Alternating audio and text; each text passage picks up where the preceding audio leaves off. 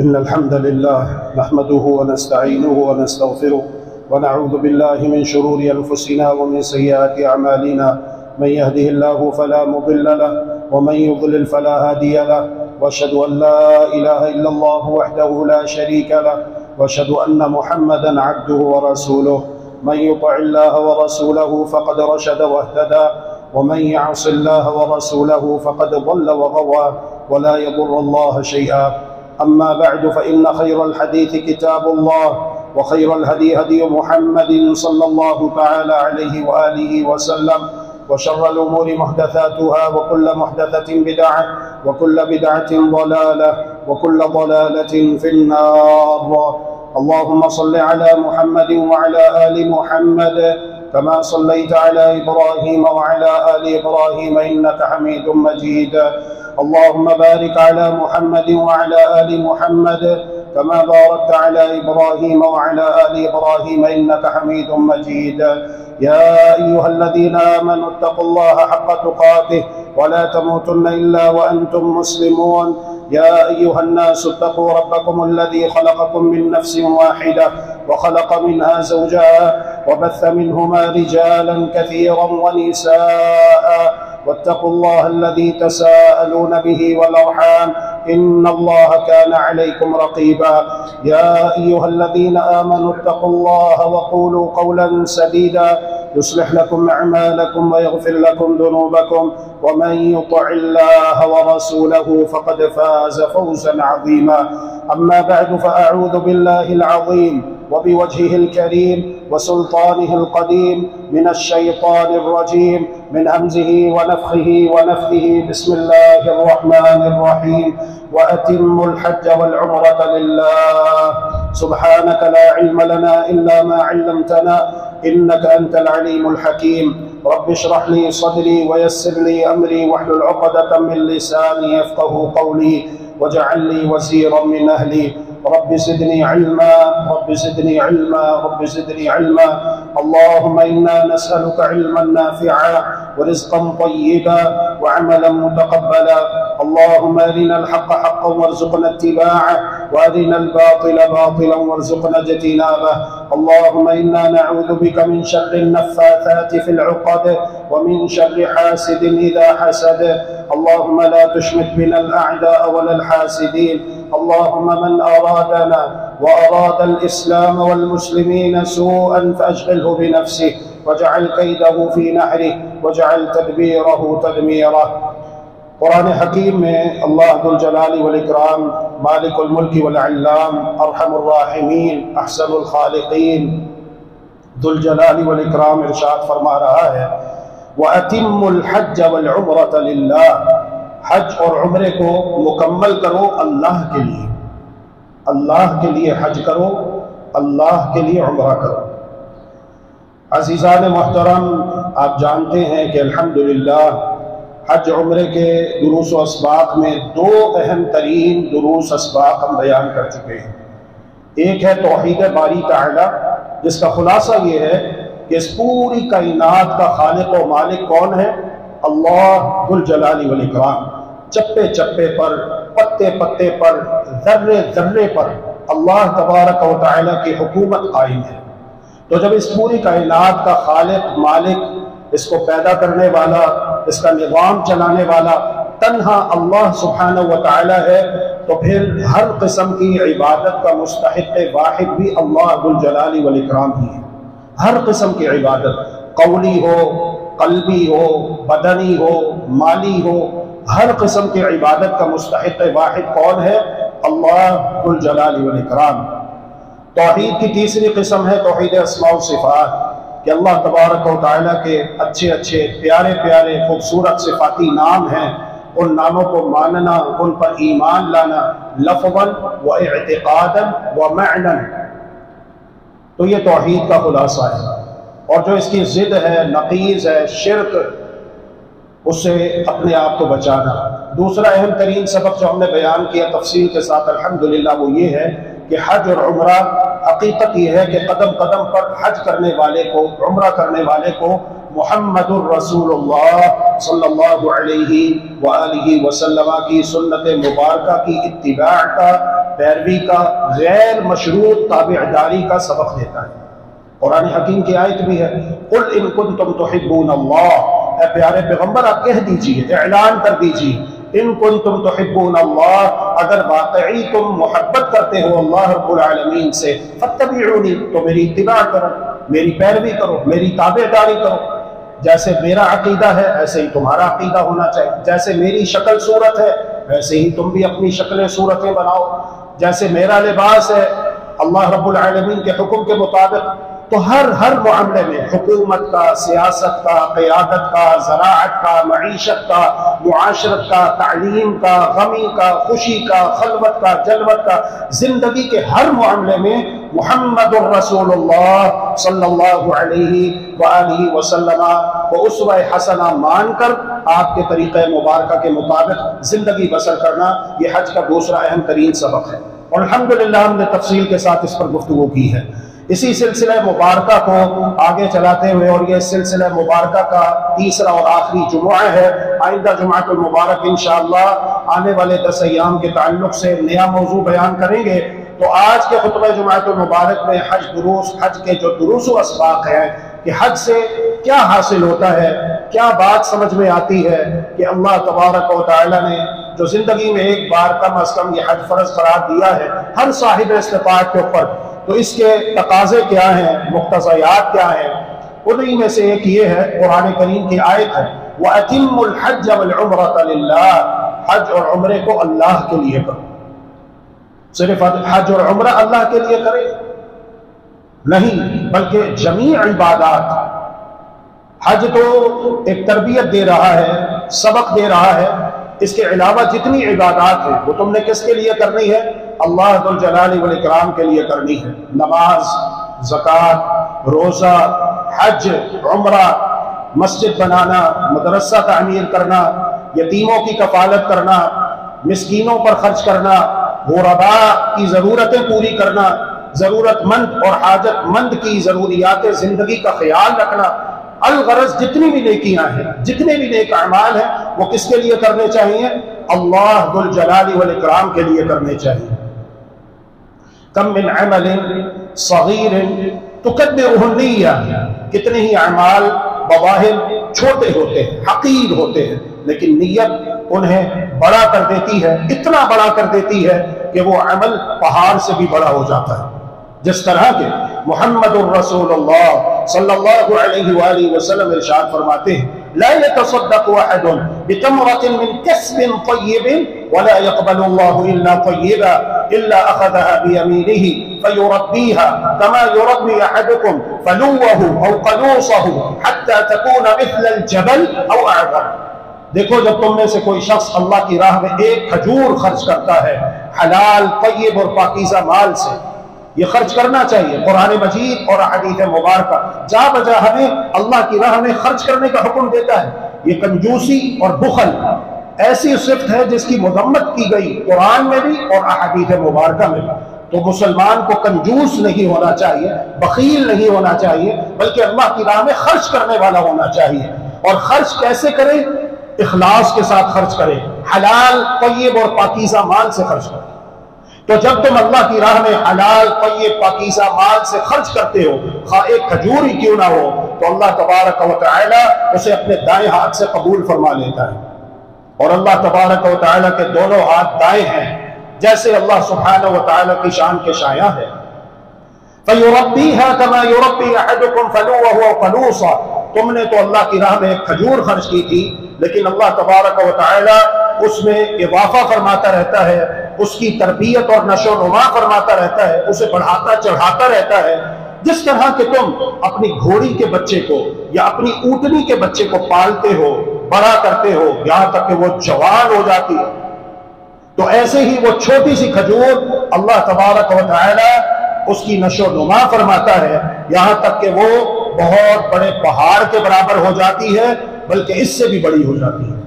تو یاد رکھیے، کم من عمل صغیر تکبرہ النیہ، کتنے ہی اعمال بظاہر حقیر ہوتے ہیں، چھوٹے ہوتے ہیں، لیکن انسان نیت کے ساتھ جب اسے اللہ کو راضی کرنے کے لیے خرچ کرتا ہے تو انسان کی نیت اس چھوٹے عمل کو بڑا کر دیتی ہے۔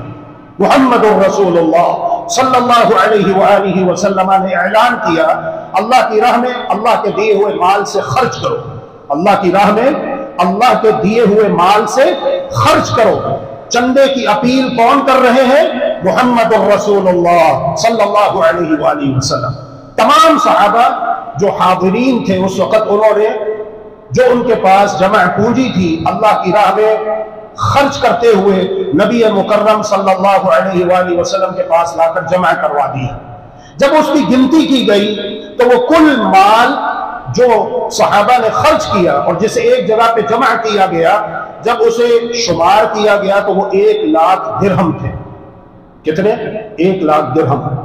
ابھی 1,00,000 درہم سمیٹنے کا حکم دیا جا چکا ہے اور اس مال کو سمیٹا جا رہا ہے۔ اتنے میں ایک صحابی آئے صرف 1 درہم لے کر۔ کتنے؟ 1 درہم۔ پہلے کتنا ہے؟ 1,00,000 درہم ہے، اور اب جو یہ صحابی لے کر آئے وہ کتنا ہے؟ فقط 1 درہم ہے۔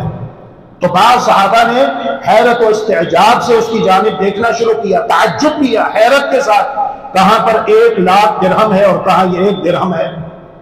پیارے پیغمبر محمد الرسول اللہ صلی اللہ علیہ وآلہ وسلم نگاہوں کو بھاگ گئے اور آپ نے فرمایا تعجب نہ کرو، سبق درہم ب100,000 درہم، یہ 1 درہم 1,00,000 درہم سے آگے نکل گیا۔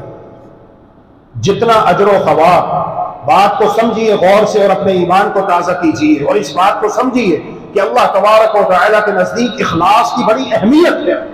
نیت کا خالص ہونا، نیت کا پاکیزہ ہونا، کہ انسان جو بھی نیکی کرے اللہ کو راضی کرنے کے لیے کرے، اپنے بیوی بچوں کو دکھانے کے لیے، اپنے بہن بھائیوں کو دکھانے کے لیے، اپنے محلے میں، علاقے میں، برادری میں، وطن میں، ملک میں، قبیلہ خاندان میں اپنا نام اونچا کرنے کے لیے، اپنے نام کی تختیاں لگانے کے لیے، یا فیتے کاٹنے کے لیے نہیں، یا تصویریں بنوانے کے لیے نہیں، بلکہ جو بھی نیکی کرے وہ اخلاص کے ساتھ اللہ کو راضی کرنے کے لیے کرے۔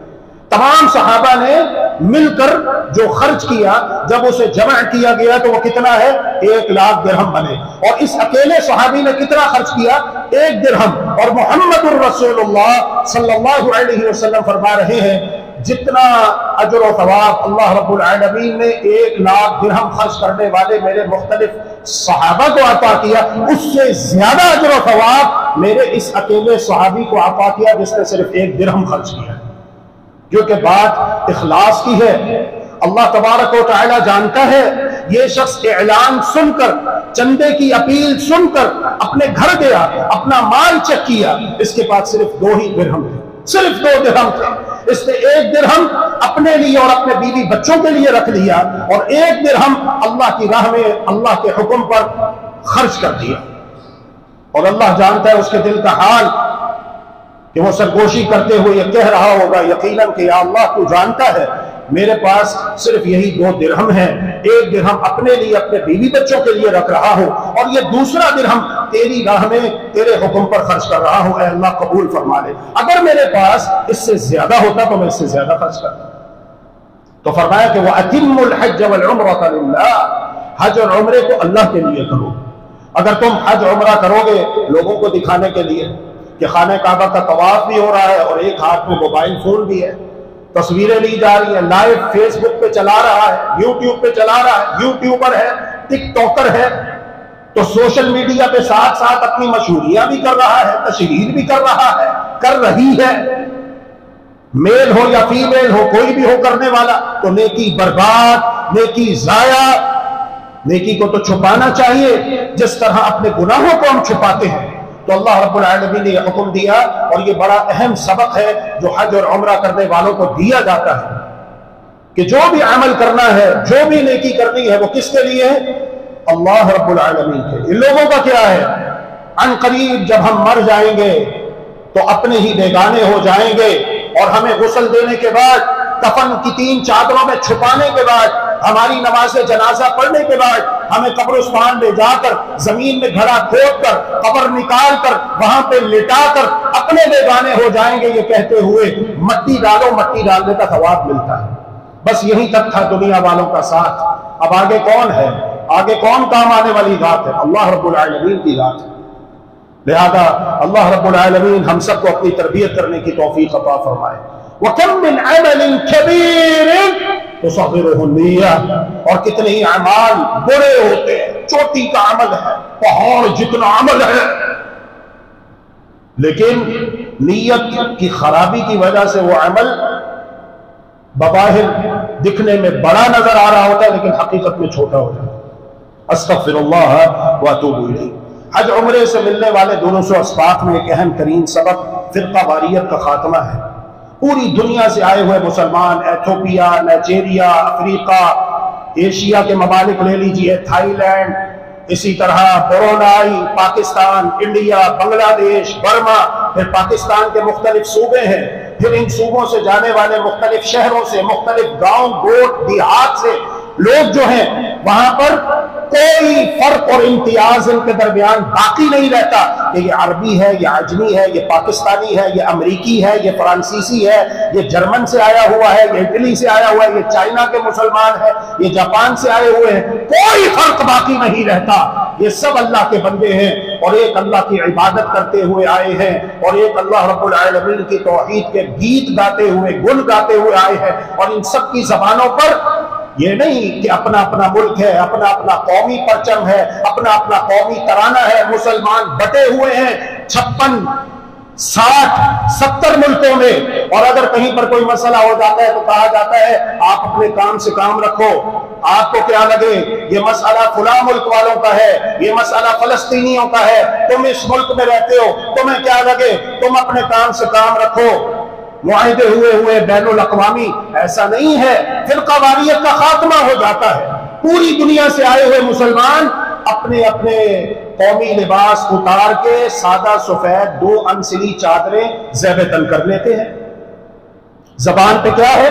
لبیک اللہم لبیک. اللہ یہ زندگی تو نے عطا کی ہے، جب تک زندہ رہیں گے اے اللہ تیری عبادت کرتے رہیں گے، جب تک زندہ رہیں گے اے اللہ تیری تعریفیں بیان کرتے رہیں گے. جتنی بھی نعمتیں ہمارے پاس ہے یا اللہ وہ تیری جانب سے ہے. ان الحمد والنعمت لک والملک، یا اللہ ملک، بادشاہت، حکومت کس کی؟ تیری. لا شریک لک، تیرا کوئی شریک نہیں ہے. تو فرقہ واریت کا خاتمہ ہو جائے. محمد الرسول اللہ صلی اللہ علیہ وآلہ وسلم نے ارشاد فرمایا تھا خطبہ حجۃ الوداع میں، سن لو، لا فضل لعربی علی عجمی، کسی عربی کو کسی عجمی پر کوئی فضیلت حاصل نہیں ہے. کسی عربی کو کسی عجمی پر کوئی فضیلت حاصل نہیں ہے. کسی گورے کو کسی کالے پر کوئی فضیلت حاصل نہیں ہے. کسی امیر کو کسی غریب پر کوئی فضیلت حاصل نہیں ہے. کسی خوبصورت کو کسی بدصورت پر کوئی فضیلت حاصل نہیں ہے. یہ تو دنیا کے بنائے ہوئے اپنے اپنے معیارات ہیں. اللہ تبارک و تعالیٰ کے نزدیک عزت کا معیار وہ تقوی ہے. ان اکرمکم عند اللہ اتقاکم، تم میں سب سے زیادہ مکرم، محتشم، معزز، محترم اللہ رب العالمین کے نزدیک وہ ہے جو اللہ رب العالمین سے سب سے زیادہ ڈرنے والا ہے. انما المؤمنون اخوہ، سب مومن آپس میں بھائی بھائی ہیں. یہ سندھی، بلوچی، پنجابی، پشتو، فارسی کی تقسیم جو لوگ کرتے ہیں، یہ بت جنہیں لوگ پوجتے ہیں، قومیت کا بت، لسانیت کا بت، عصبیت کا بت، وطن پرستی، وطنیت کا بت، ان تمام بتوں کو پاش کیا گیا اور یہ کہا گیا ہے کہ انما المؤمنون اخوہ، بے شک مومن آپس میں بھائی بھائی. محمد الرسول اللہ صلی اللہ علیہ وسلم، محمد صلی اللہ علیہ وسلم اللہ کے رسول ہیں. والذین معه اشداء علی الکفار، اور جو آپ کے رفقاء ہیں، آپ کے ساتھی ہیں، یہ کافروں پر بہت سخت ہیں. رحماء بینہم، لیکن آپس میں ایک دوسرے کے لیے بہت نرم ہیں. کیا رشتہ ہے؟ لا الہ الا اللہ محمد الرسول اللہ صلی اللہ علیہ وسلم کا رشتہ ہے. سب کی زبانوں پر ایک ہی تلبیہ توحید. پھر اسی طرح فکر آخرت ہے، فکر آخرت ہے. فرق صرف اتنا ہے کہ آج حج کرنے والے نے، عمرہ کرنے والے نے میقات پر پہنچ کر اپنے ہاتھوں سے اپنے کپڑے اتارے ہیں، اپنے ہاتھوں سے احرام کی 2 سفید انسلی چادریں پہنی ہیں. لیکن ایک دن آئے گا جب اس کی زندگی پوری ہو جائے گی اور اس کی سانسیں ہمیشہ کے لیے بند ہو جائیں گی اور اس کی آنکھیں پتھرا جائیں گی، آنکھوں کے سامنے اندھیرا چھا جائے گا، حواس خمسہ معطل ہو جائیں گے، اور اللہ تبارک و تعالیٰ کے حکم سے موت کا فرشتہ اس کی روح قبض کرنے کے لیے آئے گا۔ تو پھر اس کے بعد جب اس کے اہل و عیال اس کو لٹائیں گے تختے پر، تو پھر وہ اپنے ہاتھوں سے اس کے اوپر موٹی چادر ڈال کے اس کے کپڑے کینچی کے ساتھ پھاڑ کے جسم سے اتاریں گے، الگ کریں گے، پھر اس کے بعد اسے غسل دیا جائے گا۔ آج اس نے اپنے ہاتھوں سے غسل کیا ہے، لیکن اس دن کو مت بھولو، یاد رکھو، بھلے تم صدر ہو، بھلے تم وزیر ہو، بھلے تم سفیر ہو، بھلے تم کوئی عام آدمی ہو، بھلے تم خاص آدمی ہو، یاد رکھو اس حقیقت کو، سدا بادشاہی سونے رب دی، کل نفس ذائقۃ الموت، ایک دن آنا ہے، اور اللہ تبارک و تعالی یہ فیصلہ کر چکا ہے، ہر متنفس کے لیے، ہر دی روح کے لیے موت کا فیصلہ ہو چکا ہے، کل نفس ذائقۃ الموت۔ دیکھ لو سعودیہ کو، دیکھ لو جہاں پر حج ہوتا ہے، وہاں کے بڑے بڑے شاہ عبداللہ کدھر گیا، شاہ فہد کدھر گیا، شاہ سلطان کدھر گیا، بڑے بڑے آئے شاہ کہاں پہ گئے؟ وہ اس ملک کے ہوں یا کسی اور دوسرے ملک کے ہوں، یہ وہ اٹل حقیقت ہے، یہ وہ اٹل حقیقت ہے جسے کوئی مائی کا لال جھٹلا نہیں سکتا۔ اسی لیے حج عمرے کے موقع پر خاص طور پہ جو لوگ حج کرنے کے لیے جاتے ہیں، عمرہ کرنے کے لیے جاتے ہیں، پریکٹیکلی انہیں اس بات کا سبق دیا جاتا ہے، اور انہیں حج عمرے کو جاتا دیکھ کر دوسرے لوگوں کو یہ بھولا ہوا سبق یاد کروایا جاتا ہے کہ ایک دن آنے والا ہے، ایک دن آنے والا ہے۔ آج تم اپنے ہاتھوں سے غسل کر رہے ہو، آج تم اپنے ہاتھوں سے احرام کی چادریں پہن رہے ہو، ایک دن آئے گا جب لوگ تمہارے بدن سے کپڑے اتاریں گے، جب لوگ تمہیں تختے پر لٹا کر غسل دیں گے، جب لوگ تمہیں 3 سادہ سفید انسلی چادروں میں چھپائیں گے۔ ام المؤمنین سیدہ عائشہ صدیقہ کائنات طاہرہ مطہرہ، پیارے رسول کی پیاری بیوی، جن کی برات میں اللہ تبارک و تعالی آسمان سے عرش معلی سے قرآن مجید کی 18 آیتیں نازل فرما چکا، وہ فرماتی ہے کفنا رسول اللہ صلی اللہ علیہ وسلم فی 3 اثواب یمانیۃ بیض سحولیۃ لیس فیہا قمیص ولا عمامہ۔ محمد الرسول اللہ صلی اللہ علیہ وسلم بھی جب فوت ہوئے، آپ کو غسل دیا گیا، اور آپ کو یمن کی سہول بستی کی بہترین عمدہ نفیس 3 سفید انسلی چادروں میں، جن میں قمیص نہیں تھی، عمامہ نہیں تھا، آپ کو کفن دیا گیا۔ لہذا ہو سکے تو جہاں پر ہم اپنی الماریاں قیمتی کپڑوں سے، سوٹوں سے بھرتے ہیں، وہاں پر ہمیں 2-4 کفن بھی لا کر رکھنے چاہیے، تاکہ اگر گھر میں کسی کی فوتگی ہو جائے تو پھر ضرورت پڑنے پر پریشانی کا سامنا نہ کرنا پڑے۔ گھر میں اپنی الماری میں اپنے کپڑوں کے ساتھ کفن کی چادریں بھی رکھنی چاہیے، کفن بھی رکھنا چاہیے۔ تو اس طرح سے حج عمرے کے موقع پر فکر آخرت کا بھی سبق دیا جاتا ہے۔ استباع کا مطلب ہوتا ہے کہ جب مرد نے احرام کی 2 چادریں زیب تن کر لی، تو وہ جو چادر اپنے کندھوں پہ ڈالتا ہے انہیں دائیں جانب سے اپنے بازو کے نیچے سے لا کر بائیں کندھے کے اوپر پھینکے گا، دایاں کندھا ننگا رکھے گا، اسے کہتے ہیں استباع۔ یہ نہیں ہے کہ میقات سے لے کر خانہ کعبہ تک، اور کئی لوگ یہ غلطی کرتے ہیں، اور یہ بڑی غلطی ہے کہ وہ نماز کے دوران بھی اپنا دایاں کندھا ننگا رکھتا ہے، یہ غلط ہے۔ محمد الرسول اللہ صلی اللہ علیہ وسلم ارشاد فرماتے ہیں لا یصلین احدکم ولیس علی عاتقہ منہ شیء، ننگے کندھے رکھ کر، کندھوں کو ننگا رکھ کر نماز نہیں پڑھنی چاہیے، کندھے ڈھانپ کر نماز پڑھنی چاہیے۔ تو یہ غلطی ہوتی ہے، کم علمی ہے، اگر کسی کے علم میں آئے ایسا کوئی کر رہا ہو تو اسے بتانا چاہیے۔ تو بہرحال یہ صرف اتنا ہے کہ طواف کے جو ابتدائی چکر ہے ان میں اتباع کیا جاتا ہے،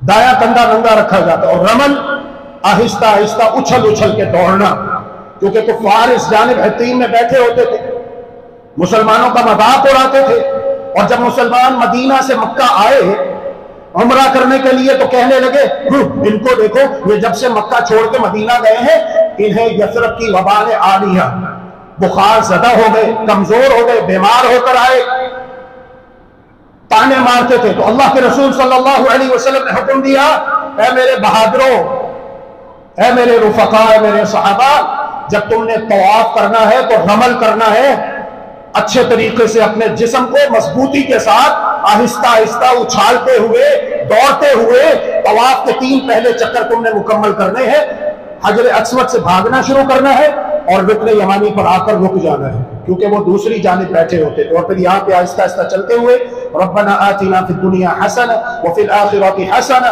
وقنا عذاب النار، حجر اسود جب تک نہیں آ جاتا یہی دعا پڑھتے رہنا ہے۔ تو یہ حکم کس کے لیے ہے؟ یہ حکم اگر ہے تو صرف اور صرف مردوں کے لیے ہے۔ اللہ اکبر۔ تو حج عمرے پر یہ سبق میں ملا کہ اگر یہ حکم خانہ کعبہ میں بھی پہنچ کر صرف مردوں کے لیے ہے، اگرچہ کہ طواف، عمرہ، حج عورتیں بھی کرتی ہیں، ہماری مائیں بہنیں بیٹیاں بیویاں بھی کرتی ہیں، لیکن یہ حکم جو دیا گیا ہے یہ صرف مردوں کے لیے ہے، تو بات یہ سمجھ آتی ہے کہ اگر بیت اللہ شریف کے اندر عورت کو اچھلنے کی، کودنے کی اجازت نہیں، تو cricket, football, hockey, marathon race, stage show, فلموں، ڈراموں میں رقص و سرود کی اجازت ایک مسلمان عورت کو کیسے ہو سکتی ہے؟ اسلام اس بات کی بالکل اجازت نہیں دیتا۔ ملک و ملت کا نام روشن کرنا ہے تو اور بڑے راستے ہیں،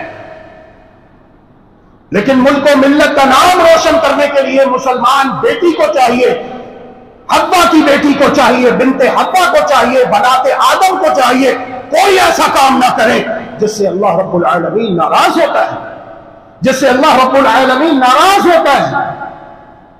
تو یہ بڑا اہم سبق دیا جاتا ہے، لہذا توبہ کیجیے، اپنی اپنی بیٹیوں کو، اپنی اپنی بہنوں کو چیک کیجیے، اپنی اپنی بیویوں کو چیک کیجیے، اگر انہوں نے اپنا ٹک ٹاک اکاؤنٹ بنا رکھا ہے تو اللہ کی رضا کے لیے، اللہ کو راضی کرنے کے لیے اس اکاؤنٹ کو ڈیلیٹ کر دیجیے۔ کیا فائدہ میرے بھائیوں اور بہنوں، کل کو ہم نے مر جانا ہے، تو کیا ہم اپنی موت کے بعد اپنے پیچھے ایسی چیزیں چھوڑ کے جائیں جو ہمارے مرنے کے بعد ہمارے لیے گناہ جاریہ بن جائیں؟ کتنے لوگ ہیں گانے گانے والے، ڈراموں میں، فلموں میں کام کرنے والے، آج وہ دنیا میں نہیں، لوگ ان کی بنائی ہوئی فلمیں دیکھتے ہیں، گانے دیکھتے ہیں، بے حیائی پہ مبنی چیزیں دیکھتے ہیں۔ ایمانداری سے بتاؤ اس کی وجہ سے ان کو قبر میں عذاب ہو رہا ہے یا نہیں ہو رہا؟ تو حج اور عمرے کے موقع پر یہ بھی ایک بڑا اہم سبق ہمیں ملتا ہے، حمیت کا، غیرت کا، شرم و حیا کا۔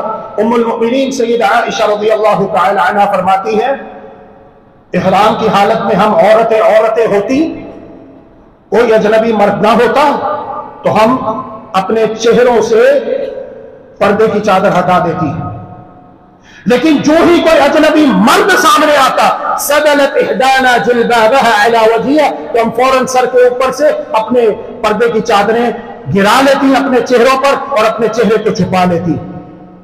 جو نقاب ہے یہ منع ہے، نقاب یہ ہوتا ہے دائیں طرف سے کپڑے کو لا کر منہ کے ساتھ چپکاتے ہوئے بائیں طرف پیچھے لے جانا، یہ ممنوع ہے، لیکن جو اوپر سے نیچے گرایا جاتا ہے کپڑا چہرے کو چھپانے کے لیے جائز ہے۔ یا ایھا النبی قل لازواجک وبناتک ونساء المؤمنین یدنین علیہن من جلابیبہن ذلک ادنی ان یعرفن فلا یؤذین وکان اللہ غفورا رحیما۔ اے پیارے نبی اپنی بیویوں سے کہہ دیجئے، اپنی بیٹیوں سے کہہ دیجئے، مومن عورتوں کو یہ حکم دے دیجئے، یدنین علیہن من جلابیبہن، جب یہ گھر سے ضرورت کے تحت باہر نکلے اپنے محرم کے ساتھ نکلیں اور اپنے چہروں کو، اپنے ہاتھوں کو، اپنے پاؤں کو چھپا کر نکلیں۔ ایک مرتبہ کچھ صحابیات آئیں، کچھ خواتین آئیں، عورتیں اللہ کے پیارے رسول صلی اللہ علیہ وسلم کے پاس اور کہنے لگی، یا رسول اللہ، ہم نماز پڑھنے کے لیے آتی ہیں مسجد کی جانب، ہمیں یہ خدشہ لاحق ہوتا ہے کہ راستے میں ہمارے کپڑوں پر جو کہ پردے کی چادریں پاؤں سے، قدم سے نیچے مزید ایک بالشت لٹک رہی ہوتی ہے، زمین پر گھسٹ رہی ہوتی ہے، ان پر کوئی گندگی، نجاست وغیرہ نہ لگ گئی ہو، آپ اتنی اجازت مرحمت فرما دیجئے کہ پاؤں سے نیچے بالشت بھر لٹکنے والے کپڑے کو اونچا کر کے پاؤں کے برابر کر لیں۔ پیارے پیغمبر محمد الرسول اللہ صلی اللہ علیہ وآلہ وسلم نے ارشاد فرمایا، اگر تمہیں یہ شبہ لاحق رہتا ہے تو اس کے بعد پاکیزہ مٹی بھی آتی ہے جو تمہاری چادروں کو پاک صاف کر دے گی، لیکن میں تمہیں یہ اجازت نہیں دے سکتا کہ تم اپنے قدم سے نیچے بالشت بھر لٹکنے والی پردے کی چادر کو اونچا کر کے قدم کے برابر کر لو۔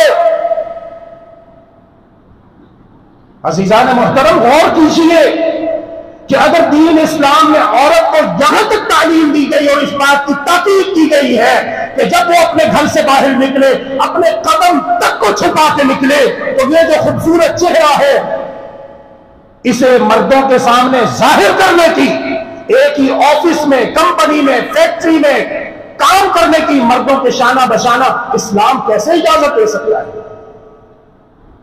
سیدہ فاطمہ الزہرا، حسنین کریمین کی امی جان، جنتی عورتوں کی سردار، پیارے رسول کی پیاری بیٹی سیدہ فاطمہ الزہرا رضی اللہ عنہا صلوات اللہ علیہا سلام اللہ علیہا، آخری وقت ہے، وقت رحلت آن پہنچا ہے، اپنے ہونٹوں کو جنبش دیتی ہے، پیارے علی کہتے ہیں، حیدر کرار کہتے ہیں، فاتح خیبر کہتے ہیں، میں نے جب اپنی پیاری زوجہ کے ہونٹوں سے اپنے کانوں کو قریب کیا تو وہ کہہ رہی تھی وصیت کرتے ہوئے، اے پیارے علی جب میں فوت ہو جاؤں تو میرا جنازہ رات کے اندھیرے میں اٹھائیے گا تاکہ اجنبی مردوں کی نگاہیں میرے جنازے پر نہ پڑیں۔ اگر میں فوت ہو جاتی ہوں دن کے کسی پہر پہ تھوڑا سا انتظار کرنا رات کے اندھیرے کے پھیلنے کا، اور رات کے اندھیرے میں میرا جنازہ اٹھانا تاکہ کسی اجنبی مرد کی نگاہ میرے جنازے پر نہ پڑے۔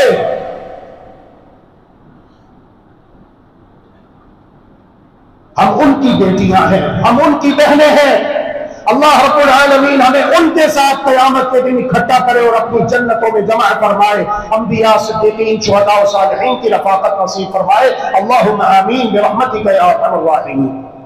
اسی طرح حج اور عمرے سے ایک سبق یہ بھی ملتا ہے کہ عورت کہتے کیوں ہے؟ چھپا کے رکھی جانے والی چیز ہے، یہ اپنے گھر سے تنہا سفر پہ روانہ نہیں ہو سکتی۔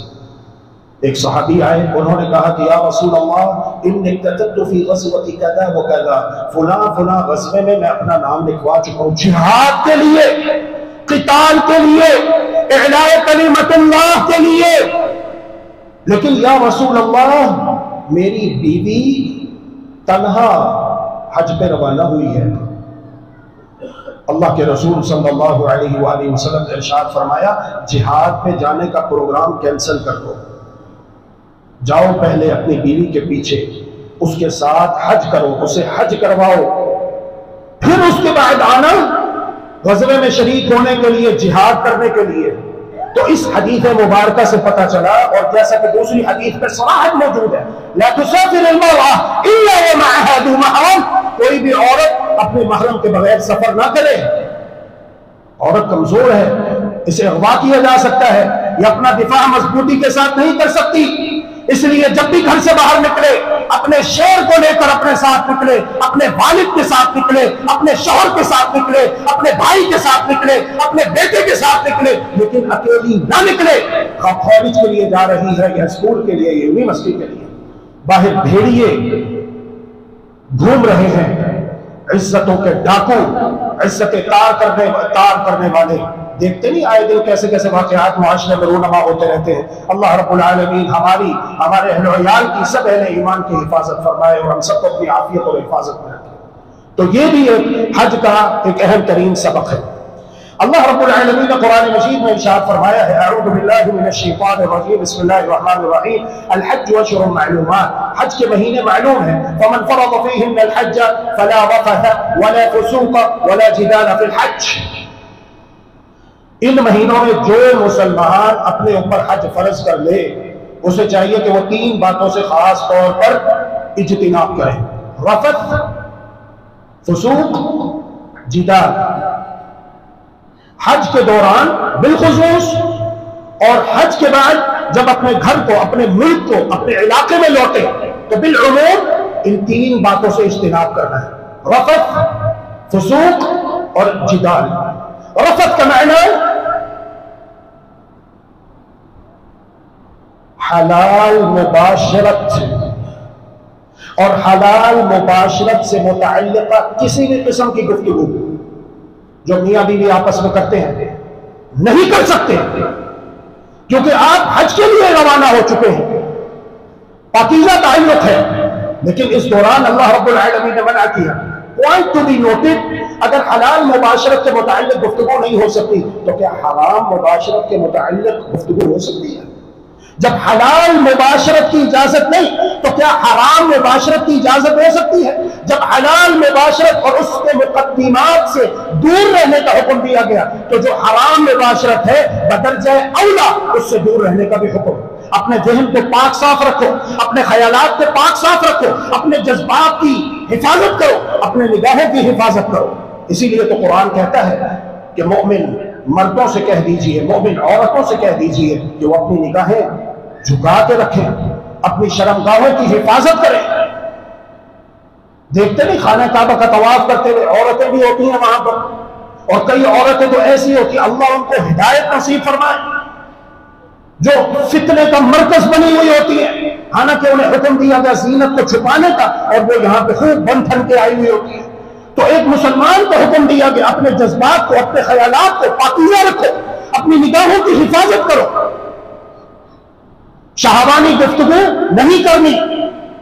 محمد رسول اللہ صلی اللہ علیہ وآلہ وسلم ارشاد فرماتے ہیں میں نے جہنم دیکھی، جہنم میں تندور نما جگہ دیکھی، وہاں سے چیخنے اور چلانے کی آوازیں آ رہی تھی. جب میں قریب پہنچا اور تندور نما جگہ میں جھانک کر دیکھا، ننگے مرد اور ننگی عورتیں اور ان کے نیچے جہنم کی آگ بھڑک رہی ہے، ان کی شرمگاہوں پہ اور جسم کے نازک ترین حصوں پہ لگ رہی ہے. میں نے پوچھا جبریل یہ کون لوگ ہیں؟ مجھے بتایا گیا ہؤلاء الزناۃ والزوانی، یہ زنا کرنے والے مرد اور زنا کرنے والی عورتیں ہیں. فسوق نہیں کرنا، فسق، الخروج عن طاعت اللہ سبحانہ وتعالی، کوئی ایسا کام نہیں کرنا جس سے اللہ کی نافرمانی ہو. اطاعت و فرما برداری والا کام کرنا ہے. جدال کا مطلب ہوتا ہے لڑائی جھگڑا، وہاں پر پوری دنیا سے لوگ آئے ہوئے، دھکم پہن نہیں کرنی. کئی لوگ ہیں حجر اسود کو چومنے کے لیے ایک دوسرے کو دھکے دے رہے ہوتے ہیں. نہیں، جب دین میں آسانی ہے کہ اگر چوم سکتے ہو تو چوم لو، نہیں تو ہاتھ لگا کے، نہیں تو لاٹھی لگا کے، نہیں تو صرف اشارہ کر دو. الحمدللہ. تو پھر جب اللہ تبارک و تعالی نے آسانی رکھی ہے تو ہمیں مشکل میں پڑنے کی کیا ضرورت ہے؟ تو ان باتوں سے خاص طور پر اجتناب کرنا ہے. اسی طرح آخری سبق جو معلوم ہوتا ہے اللہ کے بندوں وہ یہ ہے، انسان دنیا میں جتنا بھی جی لے بالآخر موت ہے. مرنا سب نے ہے، میں نے بھی، آپ نے بھی، جتنے بھی انسان دنیا کے اندر زندہ موجود ہیں، ان سب کا موت کا فیصلہ اللہ تبارک و تعالیٰ اسی وقت کر چکا جب یہ ماں کے پیٹ میں تھے. 4 فیصلے ماں کے پیٹ میں ہی کر دیے جاتے ہیں. موت تو آنی ہے، اس سے ہم نہیں بچ سکتے. قل ان الموت الذي تفرون منه فانه ملاقيكم، اے پیارے پیغمبر آپ کہہ دیجئے بے شک یہ موت جس سے تم بھاگتے پھرتے ہو، اپنا پیچھا چھڑانا چاہتے ہو، انه ملاقيكم، تم بھی اس سے ملاقات کرو گے، وہ بھی تمہارے ساتھ ملاقات کریں گے. ملنا پڑے گا، ملاقات کرنی پڑے گی، جرعہ تلخ موت کا پینا پڑے گا، اس سے کسی کو مفر نہیں. لیکن سوال یہ پیدا ہوتا ہے کہ میں اور آپ کس حالت میں مرنا چاہتے ہیں. موت تو برحق ہے، آنا ہے، اس میں آ کے رہے گی، لیکن سوال یہ ہے کہ ہم نے موت کے لیے تیاری کیا کی ہے، ہم کس حالت پر مرنا چاہتے ہیں. جو چاہتا ہے کہ وہ ایمان اسلام پر مرے تو اسے چاہیے کہ وہ مسجد میں بھی اور مسجد سے باہر بھی ہر جگہ ایمان اسلام پر رہنے کی کوشش کرے، کیونکہ موت کسی بھی وقت آ سکتی ہے، کسی بھی مقام پر آ سکتی ہے. ضروری نہیں کہ انسان پہلے بیمار ہوگا، ہاسپٹل پہنچے گا، ہاسپٹلائز ہوگا، آئی سی یو میں پہنچے گا، وہاں پہ اسے آکسیجن لگے گی. نہیں، کتنے لوگ صحت مند تندرست. ابھی کل پرسوں ایک پروفیسر صاحب، اللہ اکبر، 1-2 ماہ پہلے پی ایچ ڈی ڈگری حاصل کی، شفیق کوکب، شاید یہاں پر ہمارے نمازیوں میں سے کچھ اسلام سے متعارف ہو. کیا ہوا؟ عصر کی نماز کے لیے آئے، اٹھانے والے انہیں نیند سے بیدار کر رہے ہیں، لیکن ان کے منہ سے جھاگ نکلنا شروع ہو جاتی ہے. جتنی دیر تک انہیں جناح ہاسپٹل پہنچایا گیا اتنی دیر تک وہ اپنے خالق حقیقی کے پاس جا چکے. صحت مند تندرست، اچانک کیا ہے، وقت پورا ہو گیا۔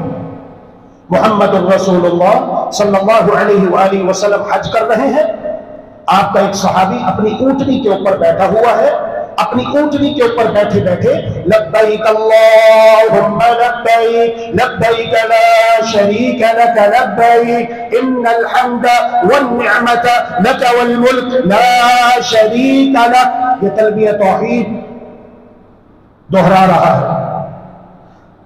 اچانک اقعصتہ ناقتہ، اس کی اونٹنی نے، اس کی سواری نے اسے نیچے گرایا، اور اس طرح نیچے گرا کہ اپنی گردن کے بل گرا، اور اس کی گردن کا منکا ٹوٹ جاتا ہے، اور جب منکا ٹوٹ جاتا ہے تو پھر انسان کی موت واقع ہو جاتی ہے۔ محمد الرسول اللہ صلی اللہ علیہ وآلہ وسلم ارشاد فرماتے ہیں اغسلوہ بماء وسدر، اسے غسل دو پانی کے ساتھ اور بیری کے ساتھ، بیری کے پتے لے آؤ، پانی میں پکا کے اس پانی کے ساتھ غسل دو تاکہ جسم کی اچھے طریقے سے طہارت ہو جائے۔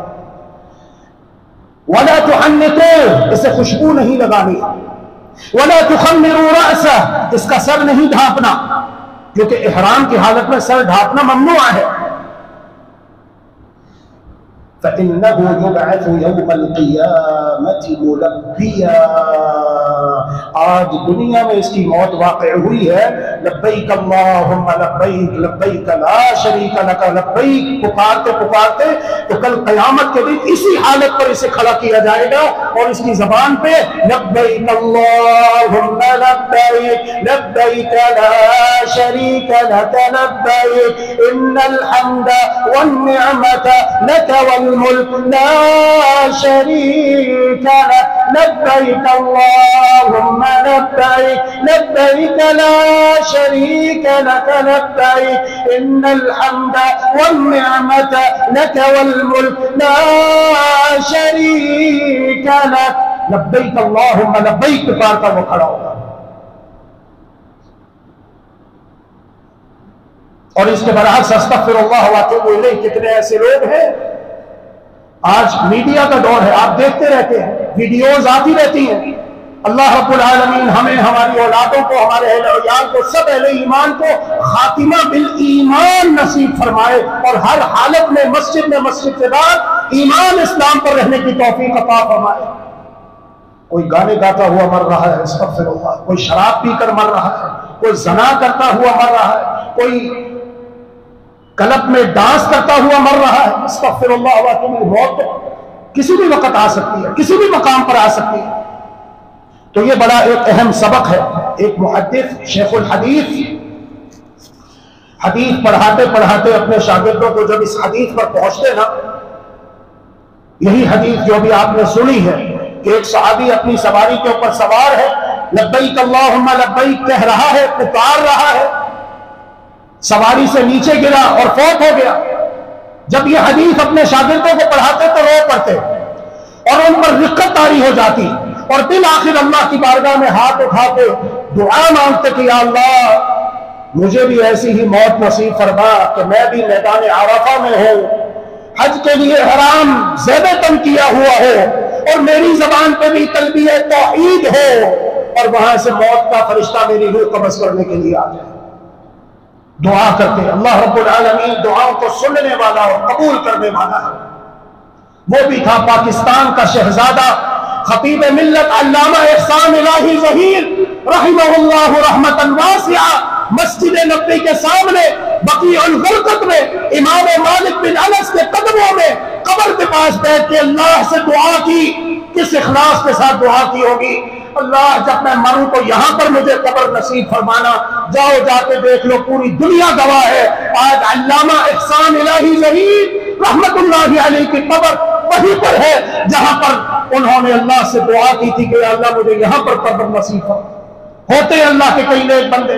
صلاح الدین ایوبی کہتا ہے اللہ تو گواہ ہے میرے لیے ہنسنا حرام ہے، میں ہنسوں گا نہیں جب تک بیت المقدس کو فتح نہیں کر لیتا۔ ہوتے ہیں اللہ کے ایسے نیک بندے جب قسم اٹھا لیتے ہیں تو اللہ رب العالمین ان کے قسم کی لاج رکھتا ہے، کیونکہ وہ مخلص ہوتے ہیں، اللہ والے ہوتے ہیں، جو کہتے ہیں اسے کرنے کا جذبہ رکھتے ہیں۔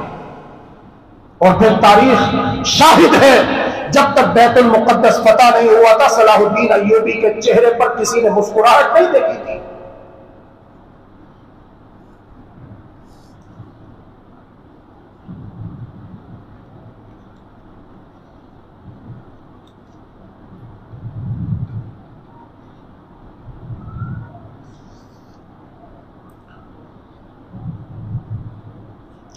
من شاب علی شیء مات علیہ، جو انسان جس چیز کا عادی ہو کر زندگی گزارتا ہے اسی عمل کو کرتے کرتے اس کی موت واقع ہوتی ہے۔